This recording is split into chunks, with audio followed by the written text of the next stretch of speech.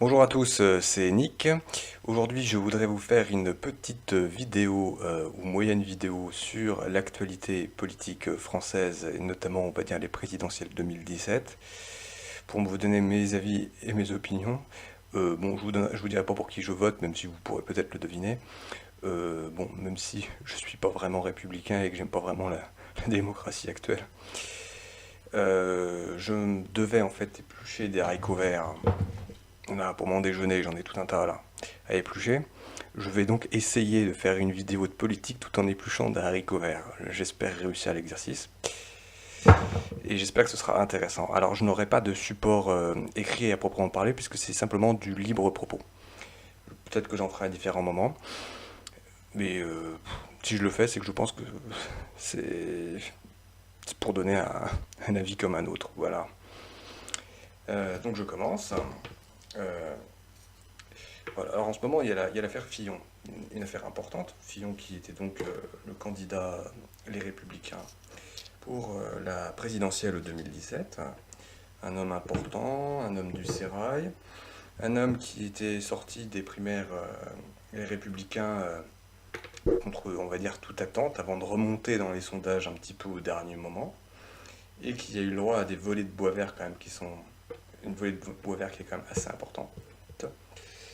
Et bon, je ne défends pas du tout la corruption. Je ne défends pas du tout le Parti Les Républicains. Je ne suis moi-même pas du tout membre du Parti Les Républicains. Je n'aime pas cette droite du fric. Je rappelle à tous mes amis cathos, qu'ils soient tradis, pas tradis, ce que vous voulez, en fait, voter pour un candidat Les Républicains qui est en fait laïciste, qui se proposait au final de mettre François Baroin comme Premier ministre. François Baroin qui était quand même le type qui voulait interdire les crèches dans les mairies. Bah, que voilà, désolé, mais faites pas les ravis de la crèche, quoi. Les cathos, là, votez pas pour François Fillon. Parce que François Fillon ne vous représente pas. François Fillon, il a été Premier ministre de Nicolas Sarkozy, qui était quand même pour le nouvel ordre mondial, qui a fait la guerre on va dire en Libye, qui a fait tuer en fait Kadhafi, qui aurait pu parler sur le financement de sa campagne précédente, en 2007 je crois. Donc quelqu'un comme François Fillon, il est absolument pas fiable. Voilà. Alors après on nous dit ouais non mais c'est tactique et tout, il cache son jeu, en fait il est pro-Poutine, il aime bien la Russie et tout ça, mais c'est même pas vrai. Il a eu des réflexions extrêmement dures à l'encontre de la Russie poutinienne. Et notamment aussi sur la Syrie. Au début, il n'était pas contre une intervention en Syrie, hein, monsieur Fillon. Bon, alors après, c'est facile de nous présenter en héros de la cause Poutine, de la cause russe, de la cause anti-guerre. Ça tient pas une minute. Ensuite, nous expliquer que c'est un conservateur catholique et ce que vous voulez. Permettez-moi de vous dire que ça n'est pas le cas. Voilà. Et c'est pas parce que monsieur fait une retraite par an à l'abbaye de Solesmes que monsieur, en fait, applique une politique chrétienne ou catholique. Voilà. Ensuite, bon, que dire? Monsieur a-t-il piqué ou non dans la caisse? Est-ce que c'était moral? Est-ce que c'était éthique? Est-ce que c'était ceci? Est-ce que c'était cela? On voit bien que monsieur Fillon a effectivement piqué dans la caisse. Alors, est-ce que c'était légal ou pas? Telle est la question. En tout cas, si c'est légal, de toute façon, c'est pas moral. Voilà, moi c'est tout ce que je peux dire. D'ailleurs, il le reconnaissait lui-même, il reconnaissait que c'était une faute d'éthique. Alors moi, je n'aime pas ce terme d'éthique, parce que pour moi, quand on parle d'éthique, je le comprends comme... c'est l'éthique du progrès, vous voyez, c'est la morale progressiste, c'est-à-dire que ce qui était vrai hier ne l'est pas aujourd'hui, tout est fonction de l'éthique, vous voyez, c'est une morale de supermarché, si vous voulez, l'éthique. Donc quand François Fillon reconnaît qu'il a commis une faute éthique, moi, ça me fait bien rigoler, parce que les grandes déclarations éthiques, les grandes lois éthiques, ne sont pas là pour faire progresser la morale ou tout simplement la confiance du peuple dans ses dirigeants, et très loin de là. Voilà, alors il est tensé par tout le monde au Parti des Républicains et également en dehors. Je me permettrai de brièvement rappeler que lors de l'affaire Cahuzac ou même lors de l'affaire Thévenoud, vous voyez Thomas Thévenoud qui avait une phobie administrative et qui ne déclarait pas ses impôts correctement, voilà. Cet homme-là a gardé son siège de député parce que la loi l'y autorisait et que ses petits camarades socialistes faisaient la bronca à l'Assemblée nationale en disant que c'était honteux, alors qu'en fait, peu ou prou, ils font tous la même chose, sauf qu'ils s'étaient pas fait prendre la main dans le pot de confiture. c'est pour ça que Thomas Tebou, ça ne le gênait pas d'aller à l'Assemblée nationale, parce qu'il sait que ses collègues font à peu près la même chose. Bon. Alors, le peuple doit-il voter pour des corrompus? Ça, c'est la question. Est-ce que moralement, nous devons voter pour des corrompus en vertu d'un moindre mal? C'est un peu ça la question. Parce que, par exemple, là, vous avez également l'affaire Le Pen avec le Parlement européen, ce qui s'est passé au Front National avec les problèmes de financement du parti politique. Moi, je sais, parce que je suis quand même informé, et bon, ça se voit aussi dans la grande presse, que lors des, je crois, des dernières législatives, et même avant, en fait, Marine Le Pen et le parti Front National vendaient des valises de campagne aux candidats des législatives FN. C'est-à-dire qu'en fait, ces candidats devaient prendre un prêt auprès d'une banque, et du coup, pour payer en fait un kit de campagne. Leur kit de campagne qui valait relativement cher, kit de campagne officiel Front National, et, et que c'était une façon pour Marine Le Pen de financer son parti, parce que Marine Le Pen n'a pas accès aux emprunts bancaires classiques. Alors, la technique est effectivement minable, je reconnais. J'ai même personnellement connu des gens qui avaient dû faire campagne ou législative pour le Front National et qui avaient dû acheter ces fameuses valises pour l'élection. Ils étaient eux-mêmes choqués de devoir prendre des emprunts, si vous voulez. Mais en même temps, le jour où vous êtes élu à la députation dans le cadre du Front National, vous vous remboursez quand même assez bien. Mais c'est très loin d'être le cas pour tout le monde, surtout avec, vous savez, la politique actuelle de cordon sanitaire autour du Front National et tout ça. C'est assez compliqué d'avoir des députés Front National. Et, euh, et de ce point de vue-là, le recours au financement indirect par les candidats aux législatives, c'est ignoble. Je le trouve personnellement ignoble. Et il faut bien comprendre qu'en fait, si le Front National fait ça, c'est parce qu'en fait, même si c'est un parti qu'on dit d'héritier et tout ça, il manque vraiment de l'argent dans les caisses. Et c'est comme ça pour beaucoup de partis. Et à ce titre, Marine Le Pen, qui prétend ne pas pouvoir se financer auprès des banques françaises, elle l'a quand même montré avec des courriers à l'appui des différentes banques lui refusant des prêts,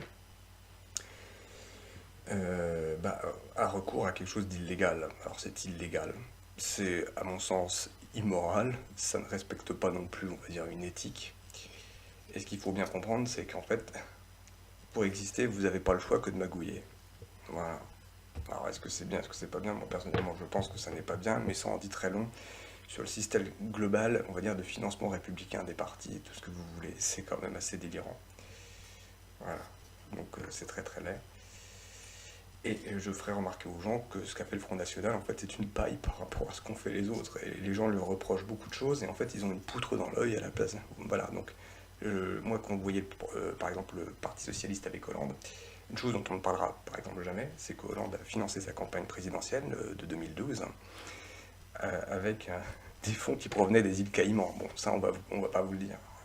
Vous pouvez pourtant le retrouver sur Internet, y compris auprès des grands médias à l'époque. Ils n'en avaient pas beaucoup parlé, mais c'était quand même sorti. Hein. Le financement était assuré par un homme qui avait retiré des fonds auprès des îles Caïmans. Voilà, donc pas Caïmans qui sont paradis fiscal. Voilà. Les gens ne sont donc pas propres et ce système n'est absolument pas propre. C'est pour ça que les gens vous disent oui, donc il faut voter pour effectivement des petits candidats. Je pense par exemple à François Asselineau, qui a un programme que je trouve particulièrement, on va dire, intéressant, même si je ne partage pas du tout ses valeurs républicaines et son sens de la laïcité. Voilà. C'est-à-dire que le financement se fait en fait par les adhérents. Bon, c'est-à-dire que ça nécessite d'avoir une bonne base d'adhérents avec des gens qui donnent. Ça, c'est effectivement une bonne chose. Et qu'on en est très loin dans le système global actuel. Et voilà, ça c'est ce que je voulais dire. Alors moi je ne voterai pas à Asselineau parce que je ne suis pas convaincu sur d'autres choses. Étant d'ailleurs monarchiste, normalement le vote n'est pas recommandé. Le vote n'est pas recommandé parce que c'est, si vous voulez, c'est vu comme un compromis avec un système tout simplement illuministe et maçonnique Et quand vous êtes vraiment monarchiste et chrétien, vous ne devriez normalement pas participer à ce truc-là. Bon, où est le compromis? Comment est-ce qu'on se compromet? Y a-t-il collaboration, pas collaboration? Grande question. En ce qui concerne le Parti Socialiste, qui en fait est complètement implosé entre deux pôles, à savoir le pôle Macron, le pôle Hamon, et même Mélenchon, parce que Mélenchon c'est quoi? C'est un ancien résidu du Parti Socialiste, donc vous avez Mélenchon, ex-Parti Socialiste, vous avez Hamon, soi-disant représentant du Parti Socialiste, mais derrière tout le monde qui lui tendait les pièges. En fait, le but c'était de dégager Manuel Valls, qui était compétent, même s'il était détesté par une bonne partie de la population française. On a dégagé Manuel Valls au profit d'Emmanuel Macron, tout en prétendant qu'Emmanuel Macron en fait s'était fait la belle. Bon, voilà. Alors ensuite, ce que je voudrais dire, parce que moi je trouve que c'était un vrai scandale, on n'en parle pas beaucoup, c'est que dès que François Hollande a été élu en 2012, il s'est empressé d'avoir un cabinet de réélection. Bon, ça c'est, on va dire, plus ou moins toujours fait. Je veux bien, c'est normal qu'on ait un cabinet de réélection, mais c'est-à-dire que vous n'avez même pas encore de bilan. Déjà, vous pensez à votre réélection. Bon, je pense que pour Sarkozy c'était pareil, pour les autres aussi. Mais moi, ce que j'ai trouvé quand même assez culotté, et c'est vrai, c'est qu'il avait déjà, dès le début de son mandat, Hollande avait comme ministre de l'Agriculture Stéphane Le Foll. Voilà, un bon breton ou normand, ce que vous voulez, qui n'a fait que trahir en fait les agriculteurs dans le cadre de la politique européenne agricole commune, on va dire ça. Et que ce fameux ministre de l'Agriculture, à savoir Stéphane Le Foll, assurait le cabinet de réélection de François Hollande tous les lundis après-midi au ministère de l'Agriculture. C'est-à-dire que, bon, déjà qu'il traite mal les problèmes des Français, particulièrement des agriculteurs, mais que c'est monsieur, en fait, que monsieur Le Foll n'était pas joignable le lundi après-midi, et ça pendant tout le quinquennat Hollande, dès le départ, parce qu'en fait, il était là à promouvoir la réélection de François Hollande, c'est-à-dire que le contribuable paye pour avoir un ministre de l'Agriculture qui travaille à la réélection de François Hollande le lundi après-midi. Bon, personne ne va dire quelque chose là-dessus. On pourrait multiplier comme ça les exemples à l'envi avec, je sais pas moi, le Modem, les autres partis. On peut parler de Balkany, on peut parler, je sais pas moi, sur Marseille il y avait l'affaire Guérini, la Fédération du Nord, il y avait Koucheïda ou quelque chose comme ça. Il y a des trucs, c'est absolument dingue. C'est absolument dingue. Alors quand on vous parle du Front National, bon, le Front National, je ne cautionne pas sa ligne républicaine, son sens un peu du laïcisme. Je ne cautionne pas non plus le fait qu'il ait mis la main dans le pot de confiture. Je ne le trouve pas toujours clair sur un certain nombre de sujets, notamment effectivement la sortie de l'Union Européenne, toutes ces histoires sur l'euro, c'est vrai. Mais bon, je vais en reparler un petit peu après. L'histoire là, avec le Parlement européen, les assistants parlementaires, en fait on s'aperçoit que les autres partis font la même chose, mais c'est pas dénoncé. Et que là quand c'est le Front National on le fait également, ce qui est à mon sens minable, parce que vouloir sortir de l'Union Européenne tout en étant dedans, en profitant d'une place de député européen, c'est parce qu'en fait la place est bonne, hein. Faut pas se mentir, tout le monde le sait. Et que c'est une façon en fait de mettre également un peu d'argent dans le parti, parce qu'en fait ils n'arrivent pas à financer le parti, ce qui est vrai également. Et ça n'excuse pas le reste. Mais je trouve moi que personnellement, que ce soit le Parti Socialiste qui organise, qui organise en fait les procès des autres, c'est quand même formidable, parce que tout le monde sait effectivement que le Parti Socialiste, c'est le parti de l'amour et du partage. Voilà. Bon, je renvoie quand même aux ouvrages de George Orwell, hein, qui était quand même un bon communiste, un bon communisme très déçu, qui a écrit des formidables livres là-dessus, sur les gens qui prétendent à l'égalité, mais qui sont plus égaux que les autres. Donc oui, nous sommes dans un système qui est vraiment à bout de souffle, avec des candidats qui sont tous plus ou moins mouillés. Et c'est dangereux parce que vous avez des gens qui ont vraiment de bonnes idées, mais qui sont quand même mouillés dans des affaires quand même qui sont quand même assez minables. Alors ensuite, donc, moi je sais que je parle beaucoup avec des gens, notamment de l'UPR. Il y a ces histoires donc, de sortie de l'Union Européenne. Ils se battent sur l'histoire de l'article 50 du traité, je crois, du traité de l'Union Européenne, parce qu'ils savaient qu'il y a plusieurs traités. Il il y a le TUE, traité de l'Union Européenne, et le traité du fonctionnement de l'Union Européenne, le TFUE. TFUE. Bon. Et alors, donc, Asselineau se fait fort, en fait, tout simplement de sortir de l'OTAN, de sortir de l'Union Européenne, de sortir de l'euro, de sortir de Schengen. Ce qui est, en fait, à mon sens, très très bon. Très très bon et très valable. Et en face, vous avez le Front National qui, peu ou prou, en fait, souhaite la même chose, c'est-à-dire sortir de Schengen, sortir de l'OTAN, et a priori sortir de l'Union Européenne. Alors tout le débat, c'est de savoir si oui ou non Marine Le Pen veut sortir ou pas de l'Union Européenne, comment cela se fait. Vous avez à l'UPR des gens qui vous disent que ce n'est pas le cas, qu'elle ne veut pas sortir de l'Union Européenne, parce que d'ailleurs, étant députée au Parlement européen, bah, elle touche, et donc elle n'a pas intérêt à quitter l'Union Européenne, et qu'en fait ce qu'elle voudrait, c'est renégocier les traités pour faire une nouvelle Europe. Une nouvelle Europe où en fait on n'aurait plus à respecter Schengen, l'ultralibéralisme économique, la finance folle avec l'euro. C'est-à-dire qu'en fait, elle voudrait, selon les partisans de l'UPR, une Union européenne en fait dévitalisée. Voilà, on va dire ça comme ça. C'est ce qu'ils disent. Et alors, ils expliquent ça par le fait que Marine Le Pen ne souhaite pas activer l'article 50, ou tourne autour, sans trop en parler. Sans trop en parler. Alors, quand vous allez sur le site François Asselineau, il explique assez bien comment fonctionne effectivement la sortie de l'Union Européenne, l'histoire de l'article 50, comment ça fonctionne avec Schengen, comment est-ce qu'en fait on négocie la sortie, parce que le jeu, c'est pas tout en fait de vouloir se retirer de l'Union Européenne. Ce qu'il faut bien comprendre, c'est qu'en fait il y a une négociation de sortie, parce que vous êtes dans le cadre du droit international public, du droit des traités. Le jour où vous quittez l'Union Européenne, vous aurez d'autres traités à la place du traité de l'Union Européenne, c'est-à-dire que vous aurez toujours un cadre juridique vis-à-vis de l'Union Européenne, mais vous n'en ferez plus partie. C'est-à-dire que vous avez un traité de bon voisinage en somme, parce qu'il y a quand même tout un tas d'implications importantes. Donc effectivement, qui dit sortie de l'Union Européenne dit nouveau traité, y compris plusieurs nouveaux traités. Voilà. Et donc l'article 50 du traité de l'Union Européenne organise le possible retrait des États membres de l'Union Européenne.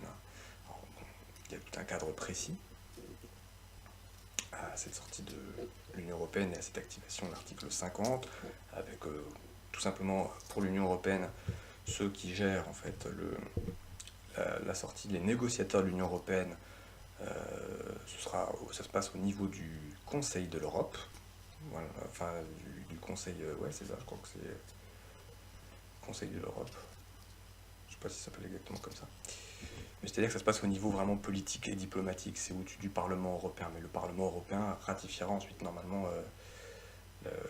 l'accord de retrait. Oui, non, et en fait, ceux qui négocient en fait l'accord de retrait pour l'Union Européenne, en fait, c'est le Conseil européen et non pas le Conseil de l'Europe. C'est bien ça. On a tendance à trop confondre les choses. Voilà. Et que, en fait, vous négociez votre retrait de l'Union Européenne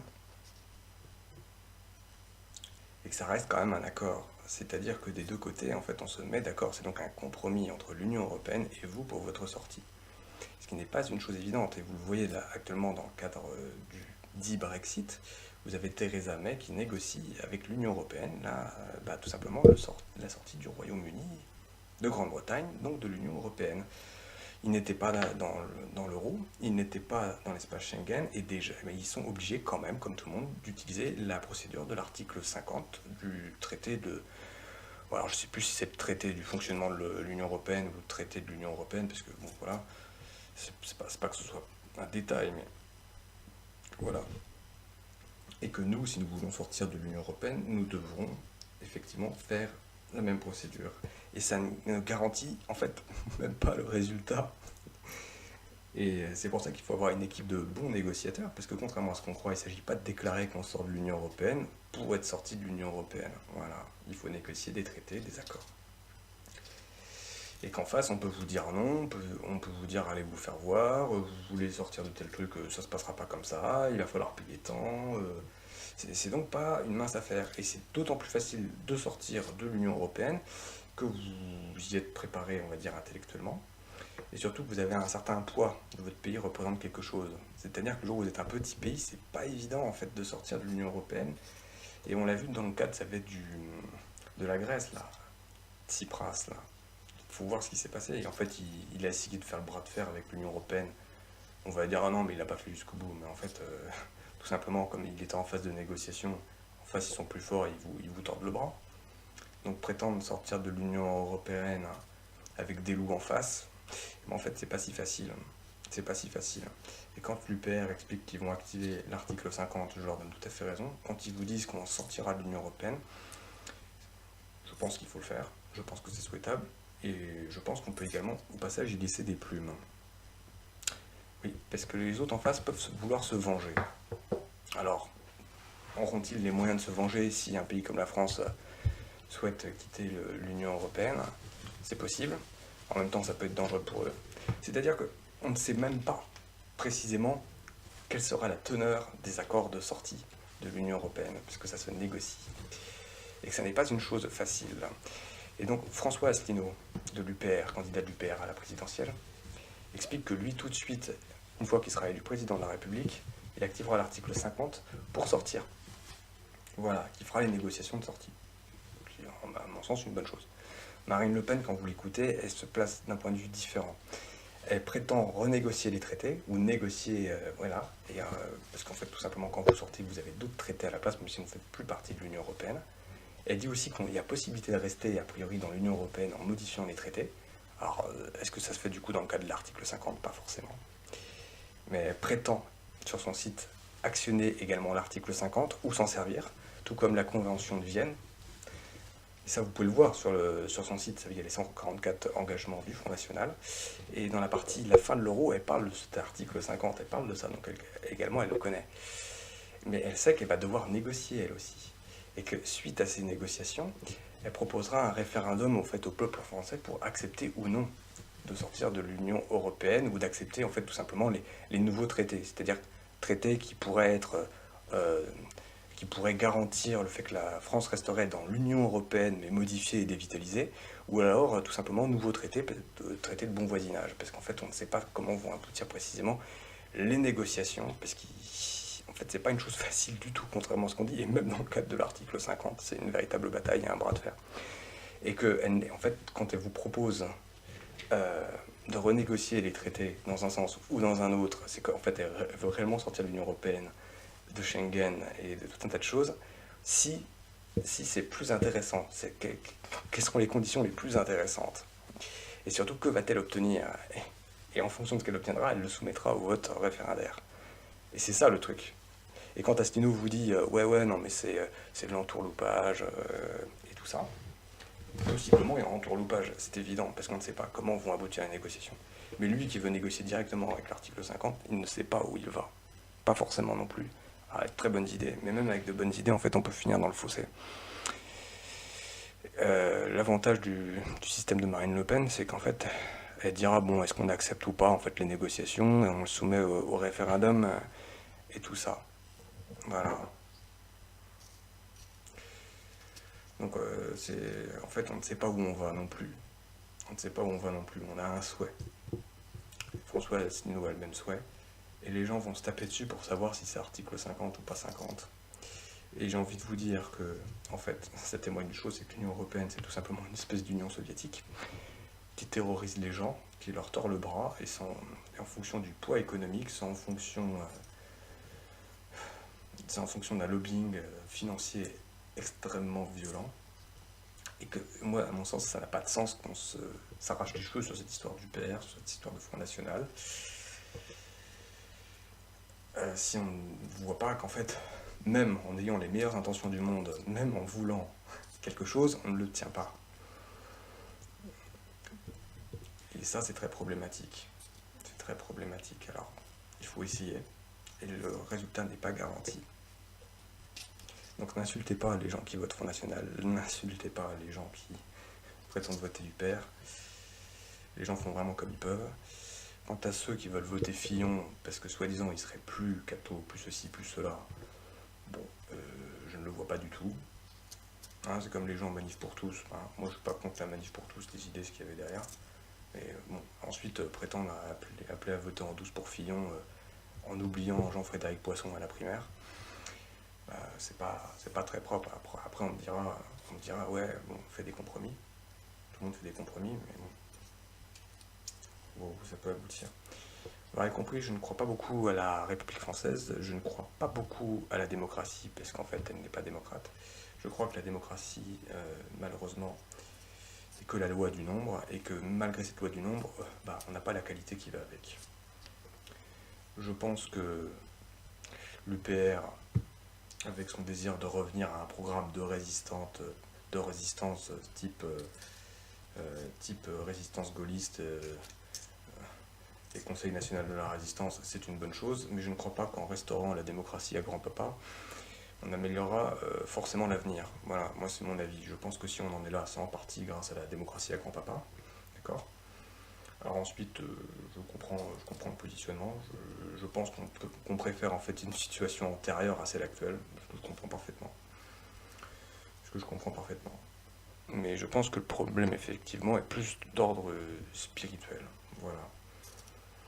Et que ce système démocratique de mise en guerre civile perpétuelle tous les 4 à 5 ans, tout simplement, c'est un peu horrible, quoi. Et qu'on a un pouvoir qui est profondément instable et qui s'organise sur la lutte de pseudo-opposants ou d'opposants muselés. Voilà, et que ça vaut un peu pour tout le monde. Donc c'est pas la vidéo la plus positive que j'ai fait. Je m'en excuse.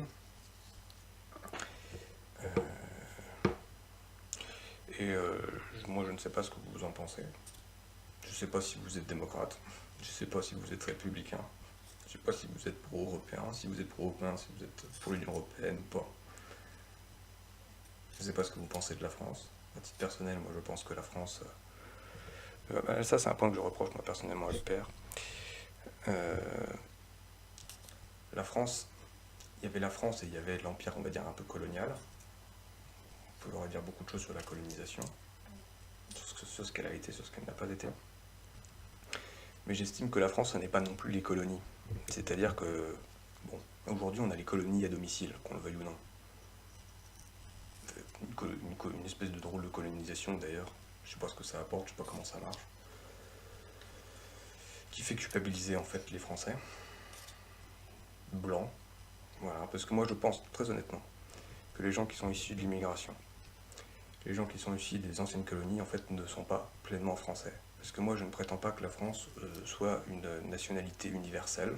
Je ne suis pas républicain, je ne considère pas qu'il suffit de parler français et de professer un credo républicain égalitariste pour être français, je ne le crois pas. Et donc, je récuse, si vous voulez, cette espèce de... Je pense que là-dessus, l'UPR n'est pas clair, cette histoire d'immigration. Ils se veulent gaullistes, mais le général de Gaulle voulait pas des anciennes colonies. Il a tout fait pour se débarrasser de l'Algérie. C'est un tas de raisons d'ailleurs, c'est pas évident. Et qu'il ne voulait pas de colomber les deux mosquées, vous voyez. Bon, ça c'est un truc, ça devrait faire sonner l'oreille d'Astino. Hein. Ça pourrait être vu comme islamophobe. Bon, moi je suis catholique. Et je ne pense que l'islam n'a rien à faire en Europe, rien à faire en France. Voilà, très clairement. Et que tout ça, ce sont des vrais problèmes. J'appelle pas au meurtre, ni à quoi que ce soit. Je ne suis pas racialiste, même si je considère effectivement qu'il existe tout simplement différentes catégories ethniques ou populaires. Et je pense qu'avoir tout le monde chez nous à domicile, ça n'est pas possible. Voilà, très clairement. Je pense de ce point de vue-là que Marine Le Pen est plus claire. Je pense qu'Asselineau l'est moins. Je pense que sur l'Union Européenne, Asselineau est probablement plus clair. Mais que lui comme Marine Le Pen ne savent pas où vont aboutir les négociations dans un sens ou dans un autre, contrairement à ce qu'ils prétendent. Voilà. Je pense que le républicanisme de Marine Le Pen est une catastrophe. Je pense que la laïcité version Marine Le Pen est moins mauvaise que la laïcité versus Cantorian. Bon. Mais je ne suis pas laïque. Pas pour le laïcisme d'État. Je pense que si la France n'est plus catholique, elle ne sera plus la France. Et que ce n'est pas en organisant la sortie de l'Union Européenne et la laïcité à domicile qu'on sauvera la France. C'était précisément ce que je voulais dire. Voilà, donc titre personnel, je suis monarchiste plutôt providentialiste. Voilà. J'irai sans doute voter aux élections présidentielles contre tous mes principes, parce que je pense que la démocratie, c'est la loi du nombre, je suis contre la loi du nombre. Mais je pense qu'on va effectivement, à titre personnel, rentrer en guerre civile, et que, bon, les gens vont être obligés de se compter. Je pense que les gens qui votent, par exemple, l'UPR ou même Front National, sont des gens, globalement, qui sont plus patriotes que les autres, et je le pense très sincèrement. Et je pense que nous n'avons pas intérêt à nous entretuer. Voilà. Et je pense que, oui, cette élection, c'est pas tellement pour le triomphe des idées, je le pense très sincèrement, je pense que c'est plus pour savoir quels sont les grands poids de population dans ce pays. Voilà. Les gens vont dire que c'est irresponsable, les gens qui votent Front National, en fait. C'est parce qu'ils refusent l'invasion, ils refusent la disparition du pays. Alors peut-être avec des mauvais principes, c'est vrai. C'est vrai. Mais au final, ça restera vrai. Qu'est-ce qu'on veut comme peuplement? Qu'est-ce qu'on veut comme idéal? Bon, le nom permettra quand même de voir et de souder les gens derrière un leader qui arriverait au moment en fait, de cette guerre civile. Parce que moi je suis providentialiste, je pense qu'aucun des candidats actuels ne sera président à la présidence de la République. Je pense à titre personnel que monsieur Hollande, là, le président de la République française, en fait, gère le chaos, que cet homme-là est profondément maudit, que moi aussi je pense qu'on peut l'appeler le roi Merdas. Vous savez, le roi Midas, tout ce qui touche, il le transforme en or. Moi je pense que Hollande c'est le roi Merdas. Tout ce qui touche, il le transforme en merde. Voilà. Très trivial, excusez-moi, ma vulgarité. Et je pense qu'aucun des candidats actuellement ne sera président. Voilà. Et je pense qu'en fait on va tout simplement vers une dictature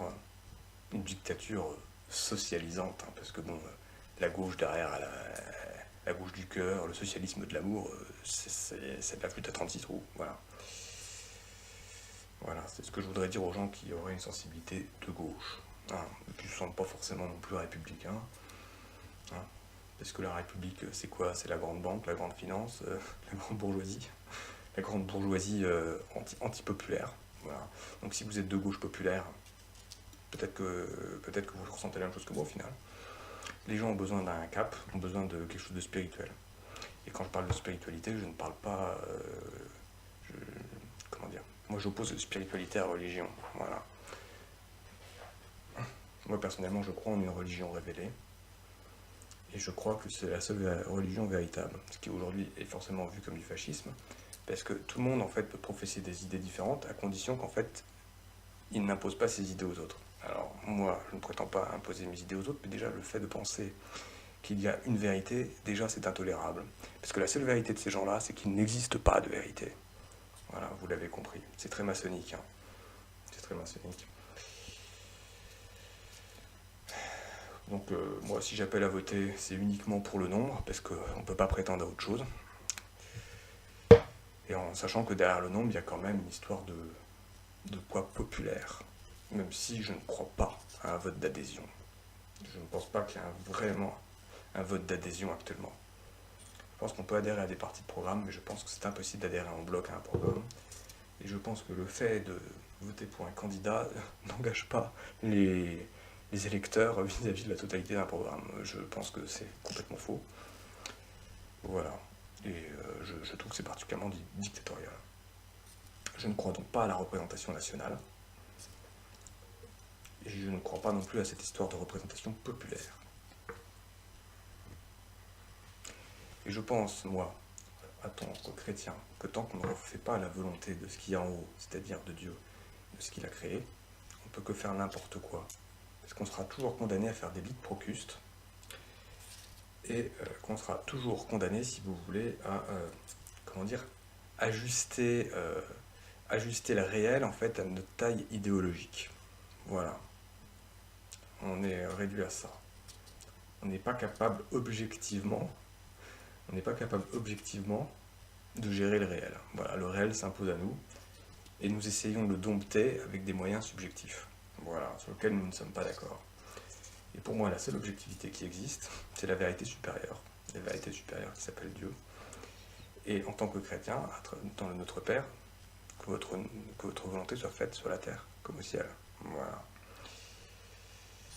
Et que tant que les candidats ne comprendront pas ça et feront leur volonté, leur petite volonté humaine, ça n'ira nulle part. Ça n'exclut pas que nous ayons tous des volontés particulières. Mais si nous ne remontons pas à la vraie source, hein, la cause du mal, c'est pas l'Union européenne.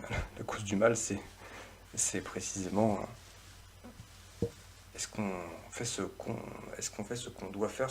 On a été créé pour faire une chose, mais l'homme actuellement refuse toute idée de création parce que c'est pas suffisamment valorisant.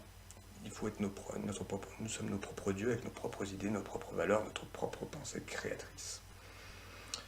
Moi, je trouve que l'homme crée plus le chaos qu'autre chose, qu'il ne le gère pas et qu'en plus ce chaos, il le crée à partir de quelque chose qui est extérieur à lui. Je pense que la matière ou l'esprit, bon, comment dire, il y a un très grand problème sur cette nature de la déité, parce que les républicains, la pensée républicaine, la pensée démocratique, la pensée des droits de l'homme, derrière vous avez une divinité, vous avez une pensée déiste profonde, et d'ailleurs c'est une pensée, on va dire, très, j'ai envie de dire manichéenne, parce que quand on parle de manichéisme, en fait ça veut dire qu'il y a une dualité, il y a deux dieux, il y a un dieu bon, entre guillemets, et un dieu mauvais, que ces deux dieux combattent, mais qui sont à égalité. Vous voyez, c'est un peu comme le yin et le yang dans la fameuse boule chinoise, vous savez, comme ça, vous avez le yin et le yang avec le positif à une petite partie négative et le négatif à une petite partie positive. C'est-à-dire que vous avez deux divinités qui s'affrontent, mais qui sont de force équivalente. Moi, en tant que chrétien, je dément tout ça. C'est-à-dire qu'il y a un seul Dieu. Et que ce Dieu est au-dessus de tout, et que ce qu'on appelle le mal, c'est une commodité de langage, parce que Dieu ne veut pas le mal, il le permet, et que même ce qu'on appelle le diable, ce qui serait donc pour d'autres la fameuse dualité bien-mal, en fait, pour un chrétien, il n'y a pas de dualité, il n'y a que le bien. Et le soi-disant mal, en fait, est un bien imparfait qui est subordonné, en fait, au bien supérieur. Voilà. Donc, quand vous êtes chrétien, vous n'êtes pas manichéen.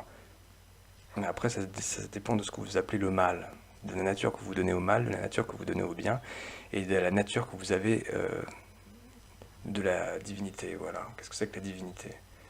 Par exemple, l'être humain est-il Dieu? Participe-t-il à la divinité? Comment y participe-t-il? Et tout ça, ça dit très très long sur tous les courants politiques actuels. Hein, parce que si vous parlez à un homme de gauche a une spiritualité, il a même une forme de religion. Hein. Donc cette lutte contre la religion n'a pas de sens. Il s'agit de savoir en fait quelle est votre religion précisément. Et moi je pense que beaucoup de religions sont complètement fausses et qu'il n'y en a qu'une seule de vraie. Voilà. Et moi je prétends effectivement à la vérité, même si très souvent on a du mal à l'apercevoir. Voilà. Et que cette divinité ne peut pas être connue par nous-mêmes, elle se révèle à nous. Voilà. Et je pense que nous sommes dans le temps de la révélation. Donc, si vous voulez, vraiment dans une époque d'apocalypse où on va effectivement lever le voile. Voilà. Je ne sais pas ce que vous en pensez. À titre personnel, je ne suis ni de droite, ni de gauche, mais par la force des choses, je suis catalogué à droite. Tout simplement parce que je n'ai pas les fameuses idées progressistes. Voilà. Et que je ne souffre pas du complexe du cliquet. Hein, parce que le cliquet, c'est-à-dire qu'en fait, si vous voulez, le progrès, c'est d'aller toujours plus à gauche. À la base, c'est ça. C'est de casser et de briser tous les tabous et toutes les règles pour en créer de nouvelles in abstracto. Voilà ce que c'est que la gauche. Et c'est-à-dire qu'aujourd'hui, un homme de droite actuel, autrefois, aurait été perçu comme un homme de gauche. Or aujourd'hui, la gauche actuelle, demain, sera perçue comme l'extrême droite. Mais enfin, il y a quand même un moment, le serpent finit par se mordre la queue. Voilà, je crois que ça, c'est clair. Voilà, donc moi, je suis ni de droite ni de gauche, je suis catégorisé à droite. J'irai voter contre, on va dire, un peu contre le bon sens, plus pour favoriser l'esprit du nombre, et non pas par adhésion profonde à un programme particulier. Voilà, je pense que c'est simplement que nous sommes à l'heure du comptez-vous. Voilà, comptez-vous. Dans une prochaine vidéo, je ferai une allusion à ce que je pense, ce que je connais. sur ces histoires de prophétie, de France et d'avenir, parce qu'il y a des choses à dire, beaucoup, beaucoup, beaucoup de choses, notamment je pense à toutes ces prophéties de Fatima, la prophétie de Fatima, je pense à la Salette, je pense à Marie-Julie Jaïni également, les messages que nous vivons, je pense aux grands mystiques chrétiens, parce que moi je pense pas qu'on puisse être un grand mystique si on n'est pas chrétien et catholique, voilà. Donc je vais finir cette vidéo ici, j'ai épluché tout mon tas de haricots verts, voilà. Et je vous dis à très bientôt. Et n'oubliez pas une chose, le désespoir est une idiotie. Voilà. Allez, bien à vous. Au revoir.